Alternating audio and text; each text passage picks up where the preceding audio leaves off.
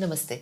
मैं डॉक्टर प्रिया भावे चित्तावर आज आपको बताऊंगी टेस्ट ट्यूब बेबी यानी आईवीएफ ट्रीटमेंट के पहले कौन सी 5 सावधानियां हैं जो बहुत महत्वपूर्ण है। जी हाँ, कहा जाता है if you fail to plan you plan to fail. तो पिछले मेरे 15 साल के अनुभव में कुछ ऐसी चीजें हैं जो मुझे लगता है बहुत महत्वपूर्ण है। आईवीएफ के पहले इनकी जानकारी आपको होनी चाहिए और ये सावधानियां यदि आप लेते हैं तो आईवीएफ साइकिल में सफलता सुनिश्चित तो नहीं, पर हाँ, उसकी संभावना बहुत अधिक बढ़ सकती है।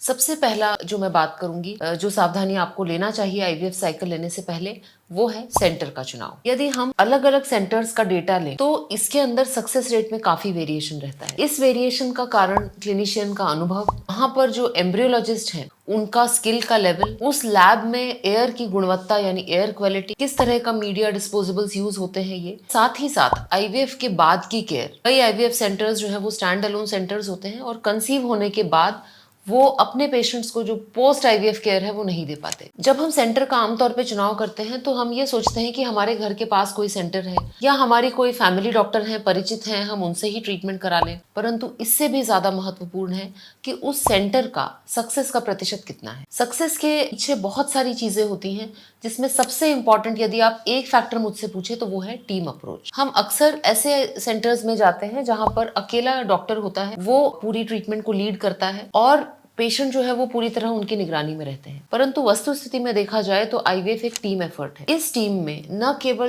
क्लिनिशियन परंतु IVF nurse, IVF coordinator, IVF की काउंसलर, साथ ही साथ बहुत इंपॉर्टेंट लैब के अंदर रहने वाले पर्सनल जैसे कि एंड्रोलॉजिस्ट, एम्ब्रियोलॉजिस्ट, इनका सक्सेस में क्लिनिशियन के जितना ही योगदान होता है। आईवीएफ की प्रक्रिया में हम पेशेंट को जब प्रिपेयर करते हैं, उनकी काउंसलिंग करते हैं, उनका जो स्ट्रेस लेवल है उसको मैनेज करते हैं, उससे स्ट्रेस कम होकर सक्सेस काफी अच्छा मिल सकता है। साथ ही साथ एम्ब्रियो को हम 2 या 3 दिन लैब में कल्चर करते हैं। इस लैब की गुणवत्ता, उस एम्ब्रियोस को बनाने वाले जो एम्ब्रियोलॉजिस्ट हैं उनका स्किल, तो सबसे बड़ी सावधानी है आईवीएफ सेंटर का चुनाव जो है वो सावधानी से करें, क्योंकि ये जो सेंटर है इसके चुनाव से ही काफी हद तक हमारी सक्सेस निर्धारित होती है। दूसरा बहुत इंपॉर्टेंट सावधानी है वो है आपकी शारीरिक तैयारी। टेस्ट ट्यूब बेबी की प्रोसेस में डॉक्टर केवल एक कैटलिस्ट की तरह काम करता है। वो केवल एग और स्पर्म को पास लाकर उन्हें कंबाइन करके भ्रूण बनाता है। एग्स भी आपके ही होंगे, स्पर्म्स भी आपके पार्टनर के होंगे, शरीर जहां पे ये एम्ब्रियो डाला जाएगा वो भी आपका ही होगा। तो जाहिर सी बात है कि यदि आपकी बॉडी उस एम्ब्रियो को सपोर्ट कर सकती है तभी हमें एक अच्छा आउटकम मिलेगा, वरना हमारा आईवीएफ साइकिल फेल हो जाएगा। तो आईवीएफ के पहले 3 तरीके से शारीरिक तैयारी बहुत इंपॉर्टेंट है। सबसे पहला,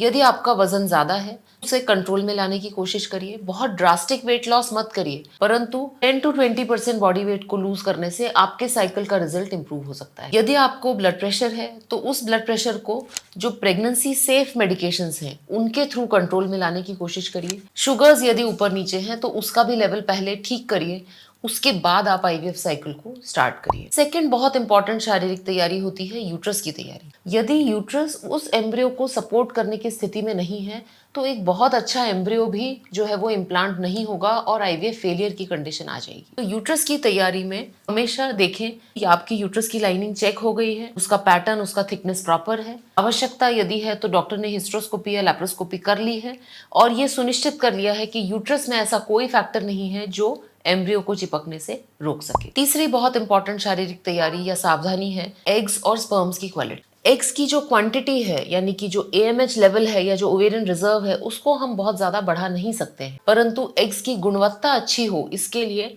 डेफिनेटली कई केसेस में डॉक्टर कुछ सप्लीमेंट एडवाइस करते हैं। उन सप्लीमेंट से बहुत ड्रास्टिक इंप्रूवमेंट तो नहीं आता है, पर मैं ये मानती हूँ कि हमारे शरीर में जो न्यूट्रिशनल डेफिशिएंसीज हैं यदि हम उनको ठीक करते हैं तो डेफिनेटली हमारे गैमीट्स यानी हमारा एग और स्पर्म बेटर क्वालिटी में रहेंगे और हमारा आउटकम भी जो है वो इम्प्रूव हो सकता है।